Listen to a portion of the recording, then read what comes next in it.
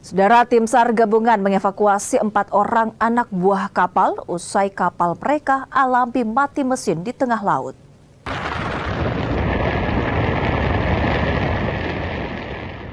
Tim SAR gabungan harus menempuh jarak 3 jam menggunakan perahu karet menuju lokasi kapal yang alami mati mesin. Seluruh ABK yang berjumlah 4 orang kemudian dievakuasi ke pelabuhan Banggai Laut. Kapal jenis longboat yang mereka tumpangi alami mati mesin saat berlayar dari pelabuhan Taliabu, Maluku Utara menuju pelabuhan Luwuk Banggai, Sulawesi Tengah.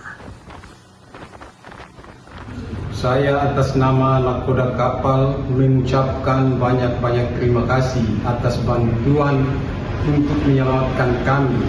Sekali lagi kami ucapkan banyak terima kasih kepada Basarnas Banggai Laut yang telah menyelamatkan kami.